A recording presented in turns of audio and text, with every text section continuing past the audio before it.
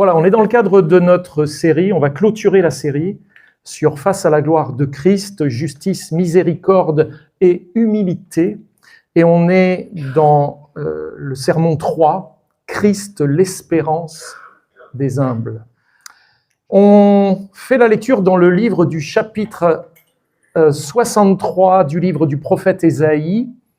On va clôturer donc ce matin. Et on fait la lecture du verset 15 au verset 19. Regarde du ciel et vois de ta demeure sainte et glorieuse. Où sont ton zèle et ta puissance?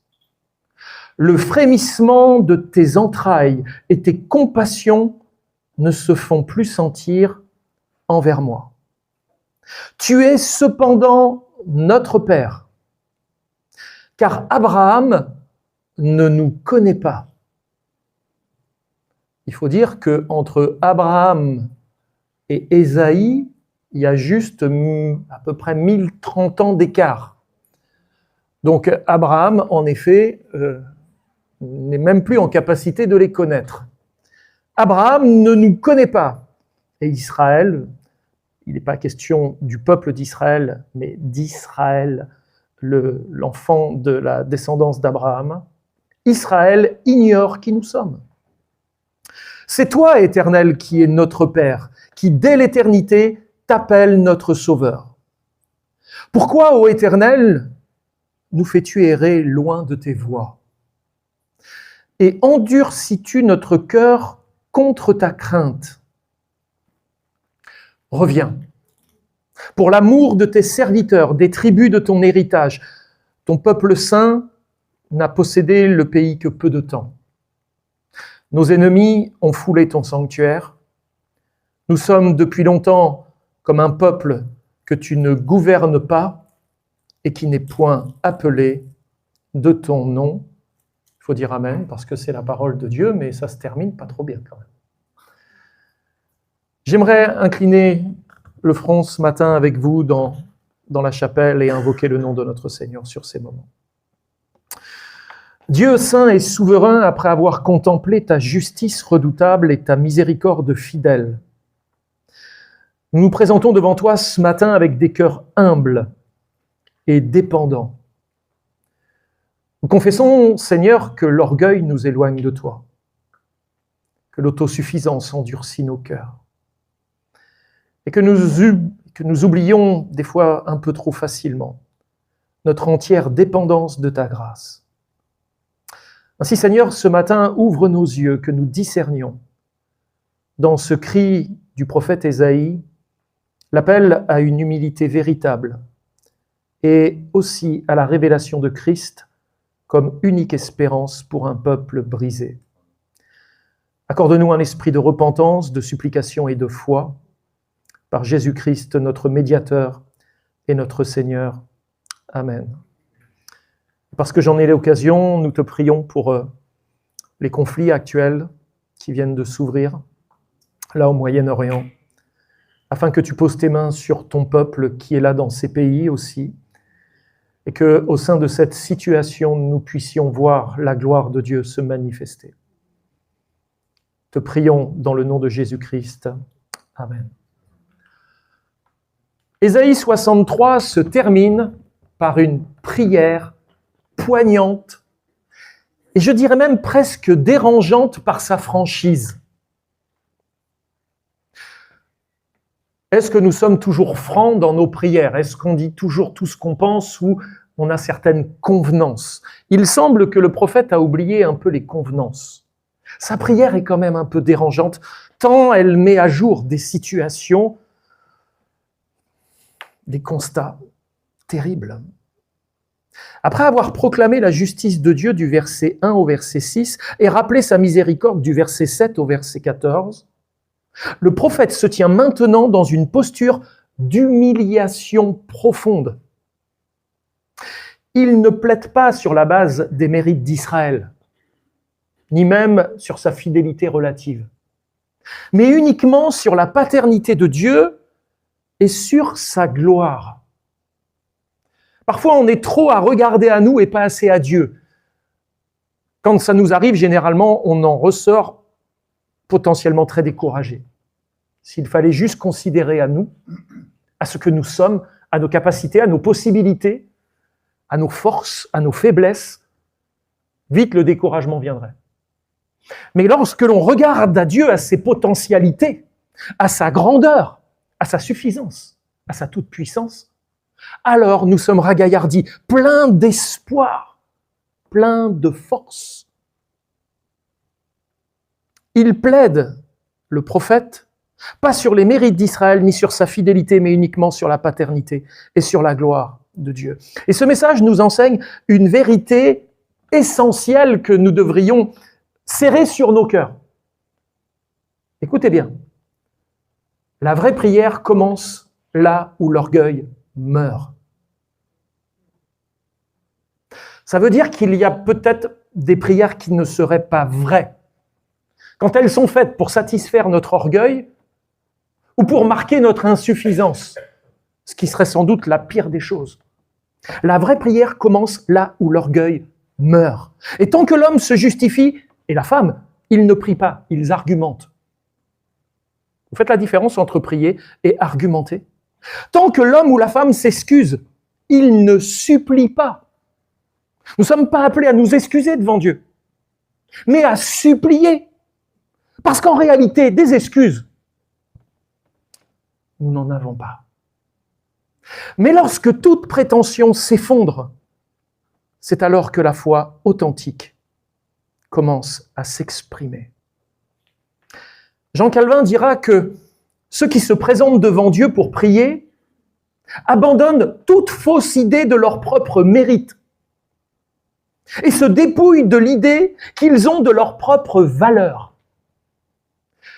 Avancer dans la prière, c'est commencer par se dépouiller de toutes les faussetés, de tout ce qu'on pense à tort sur nous. Bref, dira Calvin, ils abandonnent la confiance en eux-mêmes, rendent entièrement gloire à Dieu dans leur humilité, de peur qu'en présumant si peu que ce soit d'eux-mêmes, ils ne trébuchent dans leur orgueil devant la face de Dieu. Imaginez, trébucher devant la face de Dieu en raison de notre orgueil. C'est terrible. Le premier qui a fait ça dans toute l'histoire, c'est le diable. Satan, Lucifer, qui a trébuché dans son orgueil devant la face de Dieu. Quelle chute terrible et effroyable. Ce n'est vraiment pas dans son exemple que nous devons nous inscrire. Ésaïe 63, versets 15 à 19, est donc un texte profondément christologique, car il prépare la nécessité d'un médiateur, d'un sauveur capable de réconcilier un peuple rebelle avec un Dieu saint. Et nous devons réaliser que cette prière trouve son plein accomplissement en Jésus-Christ. L'humilité va naître de la conscience de la distance qu'il y a entre nous et Dieu. Est-ce que vous êtes conscient de la distance qui existe entre vous et Dieu si vous êtes détaché de lui parce que vous n'êtes pas attaché à Jésus-Christ? Il y a une véritable distance entre l'homme pécheur et le Dieu saint. Au verset 15, « Regarde du ciel et vois de ta demeure sainte et glorieuse. Où sont ton zèle et ta puissance? Le frémissement de tes entrailles et tes compassions ne se font plus sentir à moi. » Et le prophète sent qu'il y a une distance qui est là. Est-ce que ça vous arrive parfois de sentir qu'entre vous et Dieu, il y a comme une distance qui s'est installée? Sachez que ce n'est pas Dieu qui s'est reculé, mais c'est vous. C'est toujours nous qui nous détachons de lui. Et le prophète commence par lever les yeux vers le ciel. Et ce geste exprime une réalité spirituelle fondamentale. Dieu est saint, élevé au-dessus de toute créature, parfait dans son être et glorieux dans toutes ses voies. Il habite les lieux élevés. Vous connaissez cette expression. Dans une lumière qui est inaccessible, où sa justice et sa sainteté demeurent sans compromis. Nous les êtres humains, nous sommes en bas, créatures finies et dépendantes, marquées par le péché et incapables par elles-mêmes de se tenir devant le Dieu saint. Séparés de la gloire de Dieu, nous ne pouvons nous élever vers lui ni satisfaire aux exigences de sa justice. Vous vous rendez compte que je suis en train de marquer quelle est la distance qu'il y a entre nous et Dieu ce matin? Si ce n'est pas en Jésus-Christ que nous sommes rattachés à lui. Mais le Dieu saint est aussi le Dieu de grâce. Là, on devrait entendre Amen dans la chapelle. Sans renier sa sainteté, il s'est approché de nous par Jésus-Christ, médiateur parfait, afin que ceux qui étaient loin soient réconciliés avec lui. C'est Dieu qui est venu vers nous, c'est pas nous qui sommes allés vers lui. Tout commence par cette reconnaissance-là, de notre état, de notre éloignement de Dieu en rapport du péché qui est là dans nos vies. La sainteté de Dieu est l'abaissement de l'homme. Dieu est dans sa demeure sainte et glorieuse. Cette description rappelle que Dieu n'est pas à la disposition de l'homme. Même si on en avait envie, on ne pourrait pas aller frapper à sa porte. Sa porte ne nous est pas accessible à la base. Il est séparé de nous, exalté, infiniment au-dessus de sa création. En effet, dans cette perspective, l'affirmation selon laquelle Dieu se tient dans les lieux élevés ne renvoie pas à une localisation géographique. Ne cherchez pas c'est quoi l'adresse. C'est pas une localisation spatiale, mais une réalité théologique. Les lieux élevés désignent la sphère de sa majesté, de sa souveraineté, de sa gloire incomparable. Dieu est omniprésent. Cherchez pas le lieu où il réside. Il est partout. Et quand il est mentionné, il siège dans les lieux élevés, c'est pour marquer la distanciation qu'il y a entre nous et lui, alors qu'il est pourtant pleinement présent. Dieu n'est pas élevé par comparaison, mais par essence, dans ce qu'il est, lui. Son élévation est donc ontologique, elle appartient à ce qu'il est, lui, dans sa nature.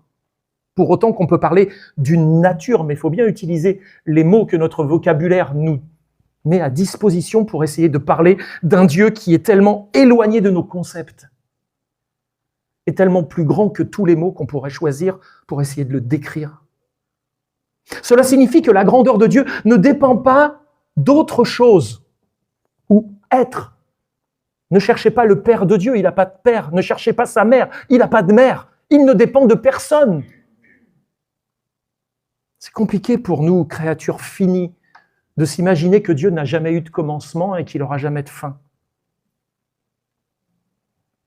Cela signifie que la grandeur de Dieu ne dépend d'aucun autre que de lui-même. On dit souvent qu'une montagne est grande. Non? Regarde comme cette montagne est grande. Mais on va le faire par rapport à une colline. T'as vu la colline et t'as vu la montagne derrière? Sa grandeur est relative, dépendante de ce à quoi on va la comparer. Pour Dieu, c'est pas le cas. Parce qu'il est incomparable. On ne peut pas mettre Dieu en comparaison à autre chose. Nul n'est semblable à lui. On est devant quelque chose, en parlant de Dieu, qu'on ne peut comparer à rien. Et n'essayez jamais de le comparer à quoi que ce soit. Parfois, on l'humanise un peu trop. On le rabaisse à notre hauteur.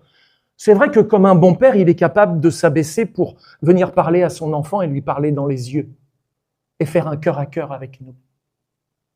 Mais pour autant, laissons Dieu dans sa véritable dimension, une dimension que nos yeux ne peuvent percevoir et encore moins notre intelligence.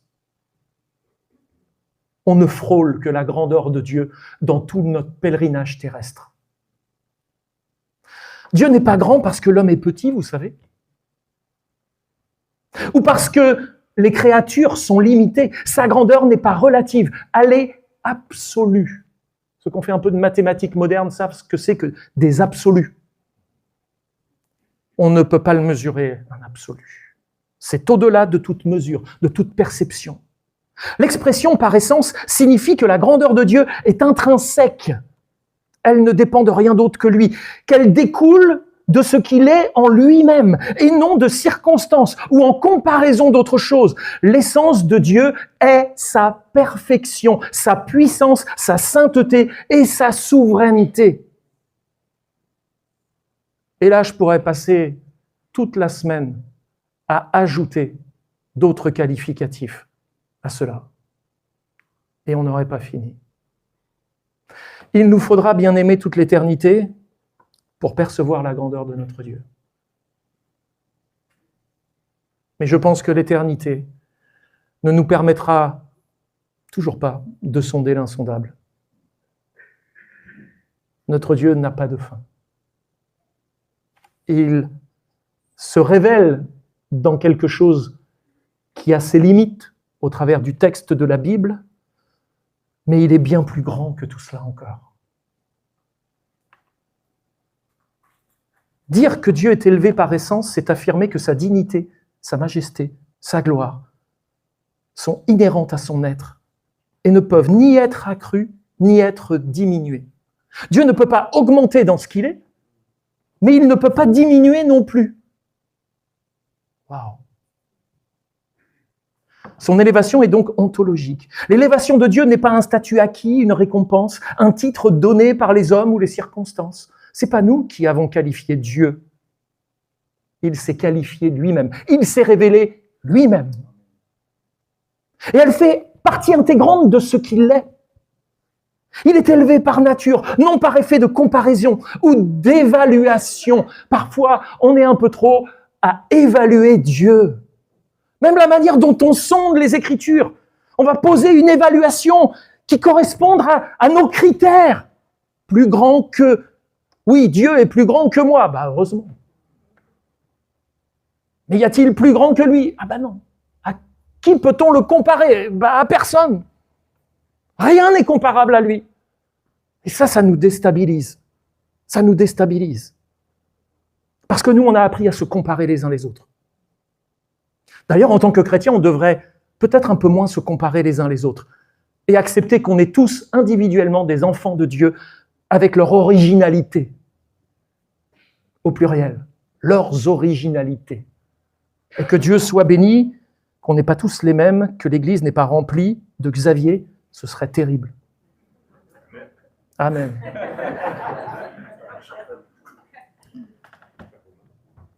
Il est élevé par nature, non par effet de comparaison ou d'évaluation. En fait, la grandeur de Dieu n'a pas besoin de comparaison. Elle n'est pas relative. Elle fait partie de ce qu'il est, de sa Dieu est par nature souverain, parfait, majestueux. Sa majesté existe en lui-même, indépendamment de tout ce qui existe en dehors de lui.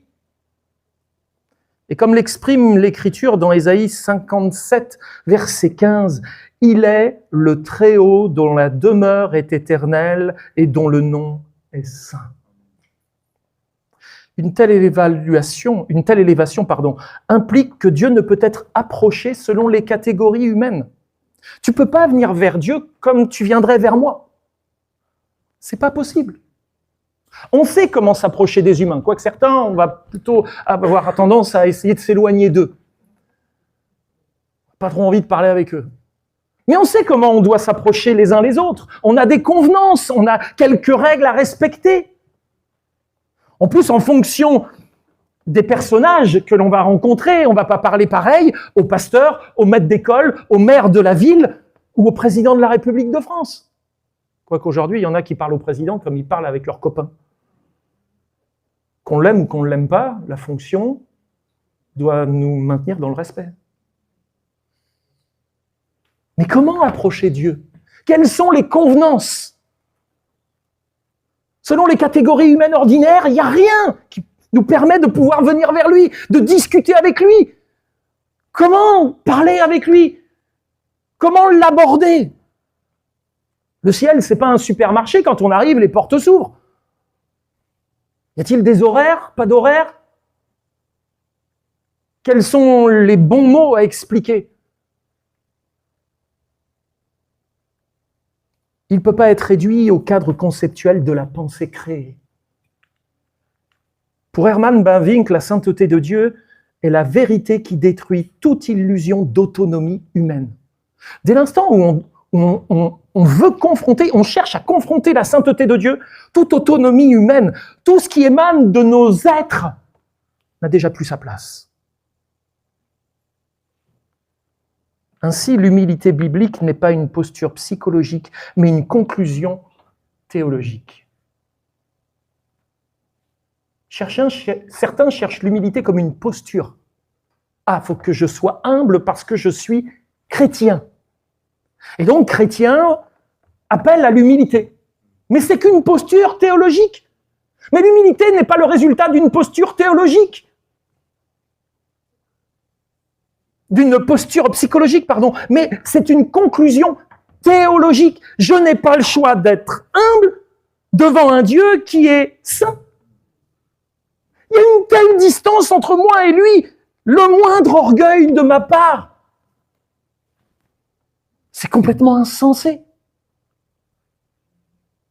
Est-ce que je pourrais me comparer à lui, moi, vile créature que je suis? Comment se comparer à Dieu? Imaginez qu'on pourrait faire mieux que lui. Chaque fois que notre suffisance a parlé, moi je vais faire, moi je veux, je veux. On a dit Dieu, je suis indépendant de toi. Parce que moi aussi je peux avoir des volontés. Ça c'est tout le contraire de l'humilité. Ça marque l'autonomie, l'indépendance, la rébellion. L'humilité est une marque d'une compréhension théologique que Dieu a mise dans nos cœurs. Plus Dieu est vu comme saint, plus l'homme se reconnaît petit, et plus il en déduit son grand besoin et sa nécessaire dépendance de Dieu.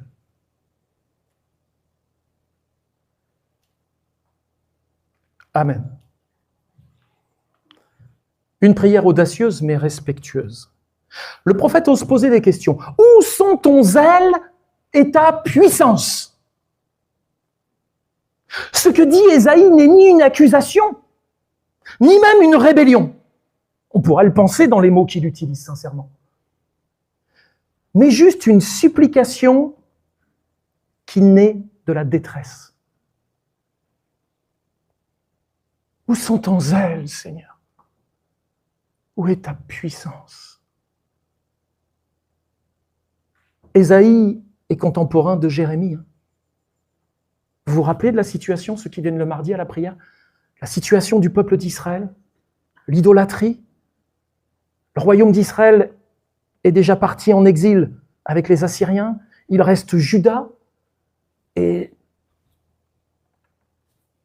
c'est l'idolâtrie, c'est horrible. Ésaïe se tient devant la face de Dieu, il dit « Où sont ton zèle, Seigneur, et ta puissance ?»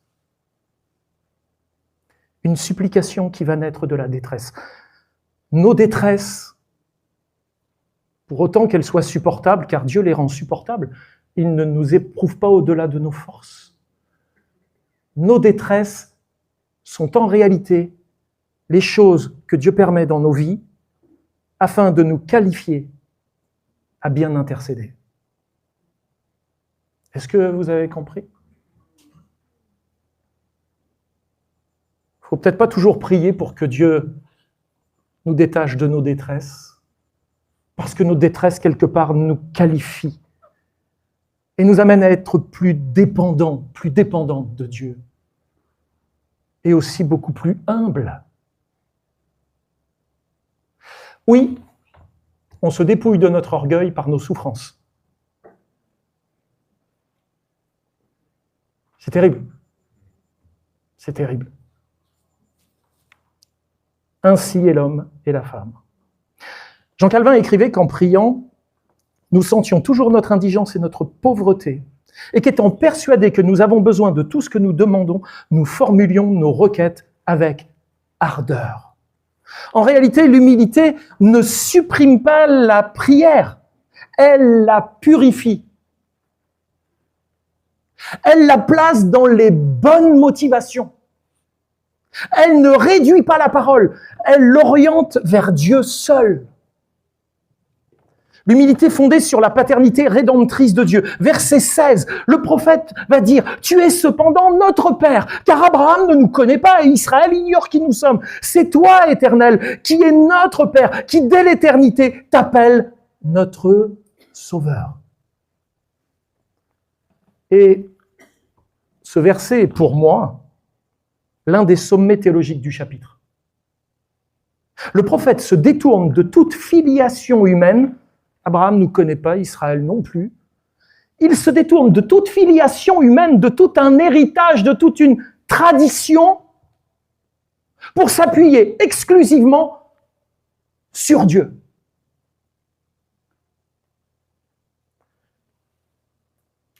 Il raye toutes les choses dans lesquelles il peut trouver une justification propre. Je suis le fils de, l'enfant de, dans telle situation, dans tel rang social, de telle appartenance, avec tel compte en banque, avec telle chose, etc. Et c'est avec tout ça que je viens devant toi, Éternel. J'ai été baptisé dans telle église, tu vois ce que j'ai souffert, ce que j'ai enduré, et par rapport à tout ça, je me tiens devant ta face. Ben non, en fait, Ésaïe, lui, je ne suis rien. Je ne revendique même pas l'héritage d'être un fils d'Abraham. Je ne suis pas connu par Abraham, je ne suis pas connu par Israël, je ne suis rien. Et je m'approche de toi comme n'étant rien. Le temps qu'on s'avance vers Dieu en pensant qu'on est quelque chose, en réalité, on ne fait que de se reculer de lui. Après, on peut s'étonner qu'on n'ait pas exaucé, mais il y a pas... c'est normal qu'on ne le soit pas. Au lieu de chercher sa volonté, nous cherchons à satisfaire nos passions, dira Jacques.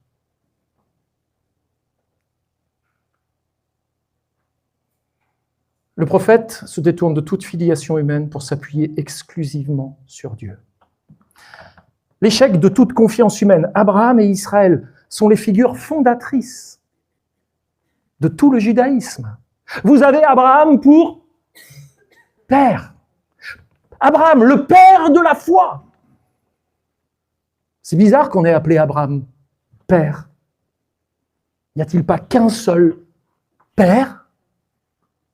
Abraham et Israël, les figures fondatrices, sont impuissants, dit Ésaïe. Ils ne nous connaissent pas. Ils ne peuvent rien faire pour nous. Vous pouvez toujours essayer de prier Abraham. Il ne vous répondra pas. L'héritage spirituel ne suffit pas. L'héritage spirituel ne suffit pas. L'appartenance ethnique ne sauve pas. Ainsi, il ne suffit pas d'être issu des patriarches si l'on n'est pas enfant de Dieu par la foi. Une telle affirmation est confirmée par l'enseignement de Paul dans Romains 9. La véritable filiation, elle est spirituelle, elle n'est pas charnelle. Elle n'est pas d'une volonté humaine ni d'effort humain. Elle est le résultat de la volonté de Dieu et de l'engendrement spirituel de nos vies. Dieu comme Père est rédempteur. En hébreu, on dit le Goël, le rédempteur. Dieu est appelé Père, mais aussi Sauveur ou Rédempteur, Libérateur. Et ces deux titres, Père et Sauveur, sont inséparables. Dès le commencement, Dieu se présente comme un Père et comme un Sauveur. Un Père qui ne te sauverait pas, tu pourrais douter de sa paternité, de ses intentions, de la véritable filiation. Dieu devient notre Père en nous rachetant. Nous devons réaliser que la paternité de Dieu envers les croyants repose sur l'œuvre rédemptrice de Christ, parce que nous avions un Père avant. Vous avez pour Père le diable. On oublie qu'en fait on avait un Père avant. Et qui nous a formés à son école. Plutôt déformés à son école. Il a plu à Dieu de nous racheter et de faire de nous ses fils et ses filles. C'est ce qu'il a fait avec nous. Ainsi, cette prière d'Ésaïe est implicitement christologique, car sans le Christ, Dieu demeure pour nous un juge, mais par le Christ, il devient pour nous un Père. Troisièmement, une humilité qui s'appuie sur la grâce et non sur le mérite. Le peuple ne dit pas « nous méritons », mais il dit « tu es notre Père ». Quelle différence ? Comprenons que l'humilité biblique ne nie pas l'identité du croyant, elle la fonde sur la grâce seule. L'humilité biblique ne consiste ni en un effacement de l'identité personnelle, ni en une dévalorisation artificielle de soi. Elle ne repose pas sur le déni de ce que Dieu a accompli, ni sur une vision amoindrie de la dignité que la grâce confère aux croyants. Ce n'est pas l'anéantissement de ce que nous sommes. Au contraire, l'humilité authentiquement biblique prend racine dans une juste compréhension de l'œuvre souveraine de Dieu dans le salut. L'humilité, c'est pas psychologique, c'est théologique. Ça découle de l'œuvre souveraine de Dieu dans le salut. Quand je réalise ça, c'est que la révélation a percuté mon cœur et a fait de moi un homme, une femme nouvelle, nouveau. Que dire de l'humilité biblique ? Dire que l'humilité biblique ne nie pas l'identité du croyant, c'est affirmer que le croyant possède une identité réelle, objective et stable. Et cette identité ne procède ni de ses performances spirituelles. Je vais t'expliquer qui je suis, puis ta ligne, j'ai jeûné pendant 41 jours, j'ai fait plus que Jésus. Quel homme de Dieu, 41 jours.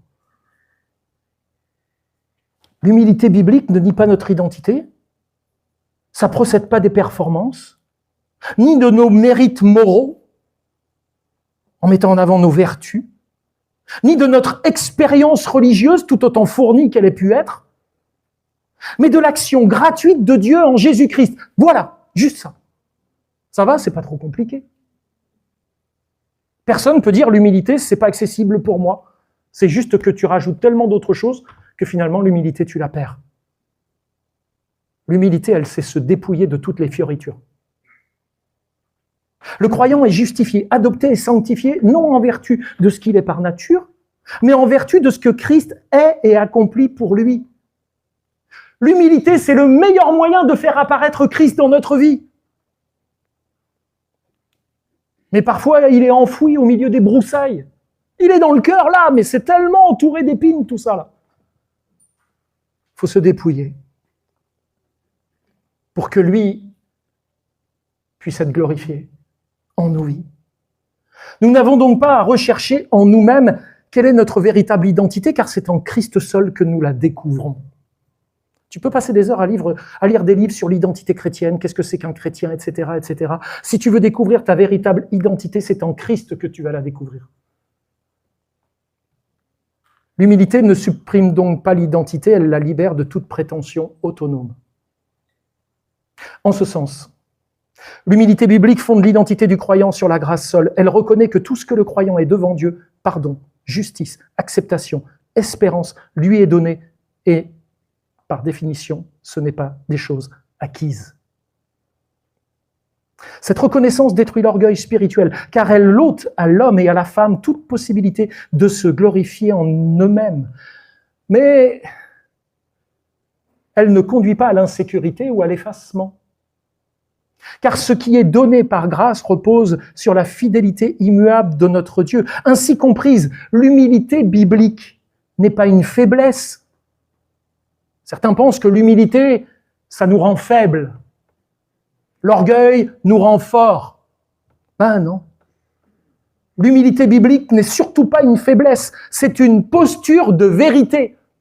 Et la vérité, c'est ce qui nous affranchit. C'est ce qui nous libère. Et le temps qu'on n'a pas atteint l'humilité, parce qu'on s'approche d'un Dieu saint, incomparable, alors nous sommes toujours aux prises avec notre orgueil. Nous nous tenons éloignés de lui et nous ne sommes pas véritablement affranchis. De qui ? Du péché et de notre vieil homme, de notre vieille femme, qui nous font la guerre au quotidien. Elle confesse à la fois la profondeur de la misère humaine et la suffisance parfaite de la grâce divine. Elle regarde honnêtement la réalité du péché sans désespoir. Elle embrasse pleinement la dignité conférée par l'union avec Christ sans arrogance. L'homme humble n'est pas celui qui se méprise. On pense que pour vivre dans l'humilité, il faudrait se mépriser, se bafouer soi-même. L'homme humble n'est pas celui qui se méprise, mais celui qui cesse de se fonder en lui-même et celui qui va s'édifier sur Christ. Enfin, cette humilité produit une liberté spirituelle réelle. Délivrés de la nécessité de se justifier, nous pouvons vivre dans la reconnaissance, l'obéissance et l'amour. Notre vie n'est plus une tentative visant à construire une identité devant Dieu, mais une réponse reconnaissante à une identité reçue. Est-ce que vous réalisez la grande différence entre les deux? En cela, l'humilité biblique apparaît comme le sol ferme sur lequel se déploie une foi mature, enracinée dans la grâce et orientée vers la gloire de Dieu seul. Versets 17 à 19, on arrive sur la fin. Je vous remercie pour votre patience. L'humilité suppliante face à la souveraineté divine. Pourquoi, ô Éternel, nous fais-tu errer loin de tes voies? Et endurcis-tu notre cœur contre ta crainte? Il sait qu'il n'y a rien qui se passe que l'Éternel n'ait décrété. Et même notre endurcissement est là inscrit dans le plan de Dieu. Pourquoi, Seigneur, dit le prophète, nous sommes là comme endurcis dans nos cœurs en ce qui concerne ta crainte? Reviens pour l'amour de tes serviteurs et des tribus de ton héritage. Quand l'humilité n'est pas dans nos cœurs, il n'y a plus qu'une chose qui se produit. Notre cœur s'endurcit. Et nous perdons la crainte de Dieu, le respect de sa sainteté. Et ces versets expriment une tension théologique profonde entre la souveraineté de Dieu et la responsabilité humaine. Et cette tension peut se résumer ainsi. Dieu gouverne souverainement toutes choses selon le conseil de sa volonté, sans jamais être l'auteur du péché. Et pourtant, l'homme agit volontairement et demeure pleinement responsable de ses choix et de ses actes. Là, il y a une tension. Ne me demandez pas de vous l'expliquer. J'en suis incapable.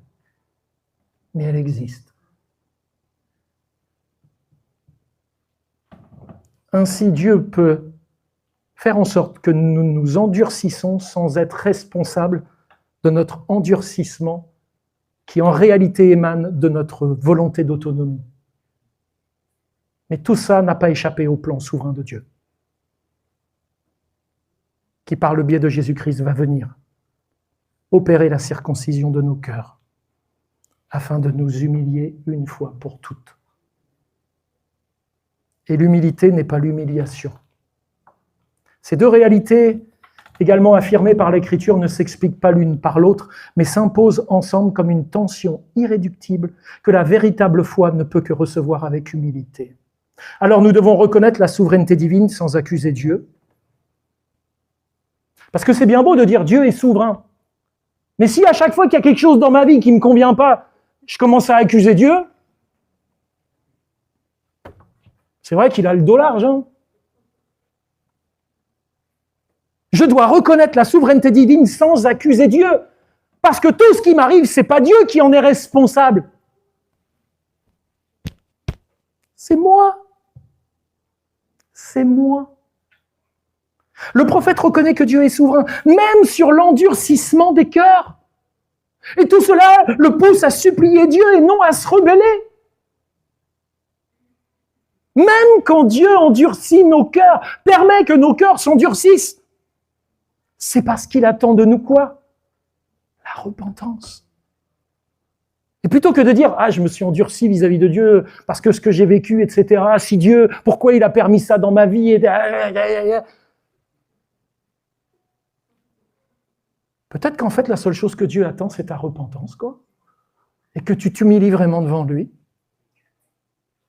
Et que tu reconnaisses qu'il est Dieu. Et que tu en arrêtes avec tes tracasseries, quoi. De te comporter comme un enfant gâté. Même si avec Dieu, nous sommes tellement gâtés. Le prophète reconnaît que Dieu est souverain, même sur l'endurcissement des cœurs. Et cela va le pousser à supplier Dieu. La vraie humilité, regardez bien, ne discute pas les décrets de Dieu, mais se réfugie dans sa miséricorde. Les décrets de Dieu sont immuables. Ce qu'il a décrété là, tu peux prier toute ta vie pour pas que ça arrive. Ça va se faire. Tu vas freiner des deux pieds. Dieu, il arrive quand même à te pousser. Alors ça fait des belles traînées sur le sol, mais il t'y amène. Tu dis non, je veux pas, mais il t'y amène. Il pousse les circonstances, il fait sortir Nebuchadnezzar de son royaume pour venir te chercher. Ah non, pas ça. Si. Mais pourquoi? Pour que tu connaisses l'humilité et que tu puisses m'approcher, moi, le Dieu saint. Parce qu'autrement, il n'y aura pas de communion entre moi et toi. Il n'y a pas d'autre moyen. J'aimerais vous dire que tel que nous sommes, on peut s'approcher de Dieu sans qu'il n'y ait rien besoin de changer dans nos vies. Mais c'est un gros mensonge si je vous dis ça. La vraie humilité ne discute pas les décrets divins, mais se réfugie dans sa miséricorde. La vraie humilité consiste à recevoir un cœur soumis, avec un cœur soumis, tout ce que Dieu a ordonné, sans chercher à discuter ou à comprendre ses décrets et à se reposer entièrement sur sa bonté et sa miséricorde. Parfois, on discute un peu trop autour des décrets de Dieu. Vous savez, on est comme celui qui vient de se faire piéger par l'agent de police ou de la gendarmerie. Oui, mais non, j'étais pas tout à fait en tort, et on commence à discuter autour de la loi. L'agent, il va aller vite avec vous. La loi, c'est la loi. Les décrets, c'est les décrets. Quand ils sont déclarés, on a juste à s'exécuter. Parler ainsi ne condamne ni l'usage de la raison, ça ne veut pas dire que d'un seul coup on est décérébré, hein. Ni l'examen sérieux de la doctrine. Cela vise et condamne plutôt cette attitude de cœur qui, confrontée au dessein souverain de Dieu, cherche à les juger, mais de la manière la plus tordue, ou à les contester, ou à les soumettre au tribunal de la raison humaine, afin de les valider ou de les invalider. Une telle posture révèle non de l'humilité, mais de l'orgueil. Elle suppose que l'homme serait en mesure d'évaluer la sagesse de Dieu à partir de ses propres critères. Sommes-nous capables d'évaluer la sagesse de Dieu avec nos propres critères? Sur quoi on va se reposer pour évaluer sa sagesse? Or, la véritable foi reconnaît que les décrets de Dieu procèdent d'une sagesse parfaite, même lorsqu'ils dépassent la compréhension humaine. Je ne comprends pas. Pourquoi Dieu veut ça? Il l'a décrété, ok. Je ne le comprends pas, mais je l'accepte. Parce qu'avec ma sagesse, je ne peux pas le comprendre. Et c'est ça qui amène l'humilité. Ce n'est pas d'avoir les réponses à tout. C'est d'accepter de ne pas avoir les réponses à certaines choses. La vraie humilité se réfugie dans la miséricorde divine, et cette seconde affirmation est décisive. L'humilité chrétienne n'est ni une résignation, ni fataliste, ni silence contraint devant Dieu, un Dieu arbitraire. Elle est un acte de confiance face à ce qui demeure incompréhensible. Le croyant ne s'abîme pas dans la spéculation, mais se tourne vers le caractère révélé de Dieu, et en particulier vers sa miséricorde manifestée en Jésus-Christ. Ainsi, l'humilité consiste à accepter les limites de la connaissance humaine, tout en s'attachant fermement à la bonté de Dieu. Et là où l'orgueil exige des explications avant de croire, l'humilité croit afin de se reposer dans la confiance. Ce n'est pas tout à fait le même chemin. Et puisque ce n'est pas le même chemin, ça n'aboutit pas au même endroit. L'humilité nous permet de reconnaître que Dieu n'est jamais plus digne de confiance que lorsqu'il demeure au-delà de notre compréhension immédiate. Ça va là, cette phrase-là? L'humilité nous permet de reconnaître que Dieu n'est jamais plus digne de confiance que lorsqu'il demeure au-delà de notre compréhension immédiate.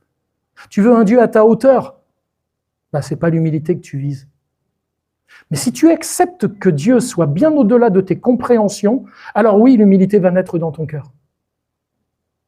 La vie chrétienne, ce n'est pas une vie à chercher à tout comprendre. C'est une vie dans laquelle on cherche à tout accepter de la volonté de Dieu, même sans comprendre. C'est une vie d'obéissance et de disciple.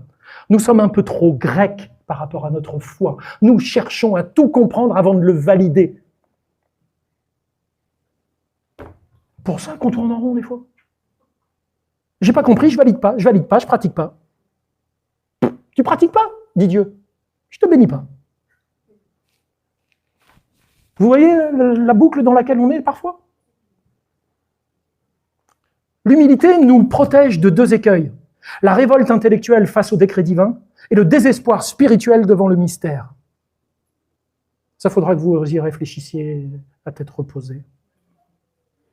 Ainsi, en nous réfugiant dans la miséricorde de Dieu, nous confessons que même lorsque nous ne comprenons pas les voies de Dieu, lui, il connaît notre cœur mieux que nous le connaissons. Et c'est précisément dans cette confiance que l'humilité va trouver sa paix profonde. Moi, je ne le comprends pas, mais lui, il me connaît parfaitement.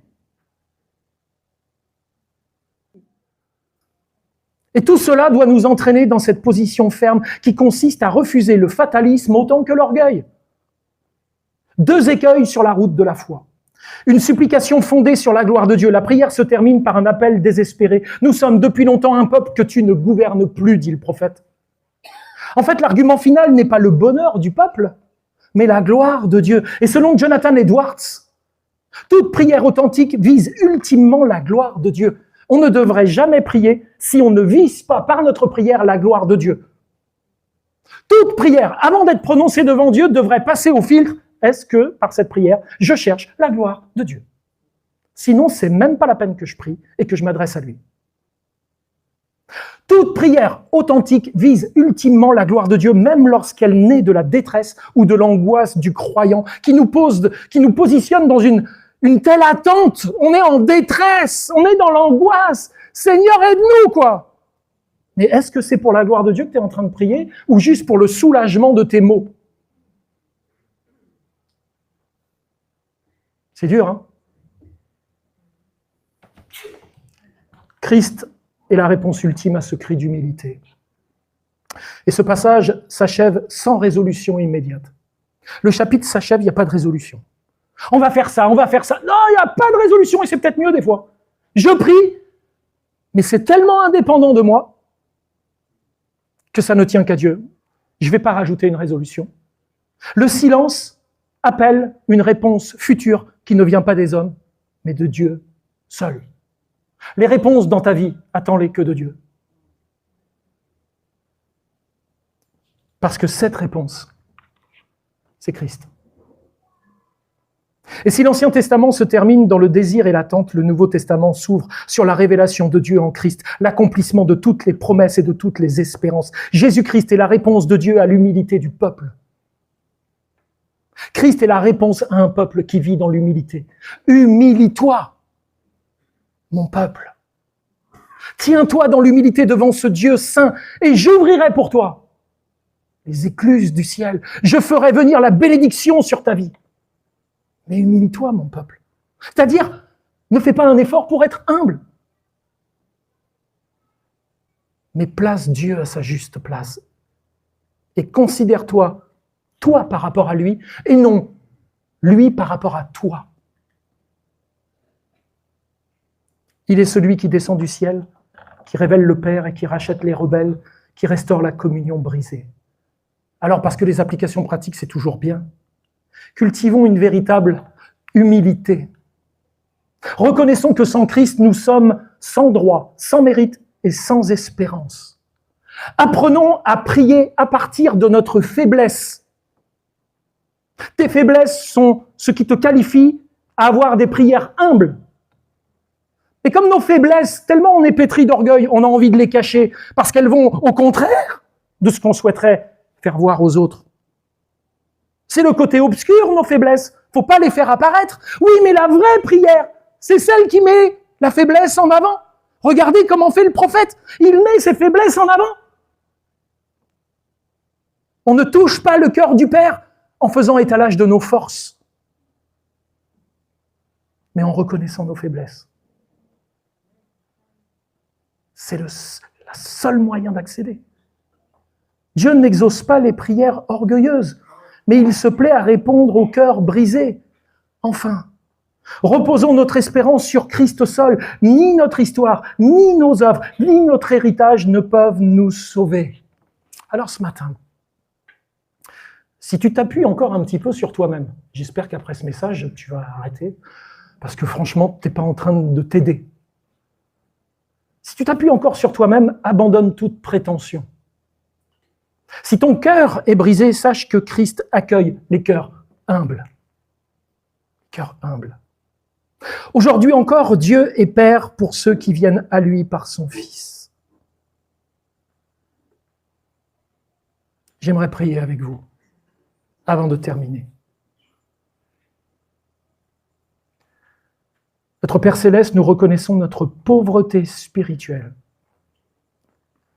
Ou même le plus érudit au milieu de nous ne serait qu'à l'école maternelle.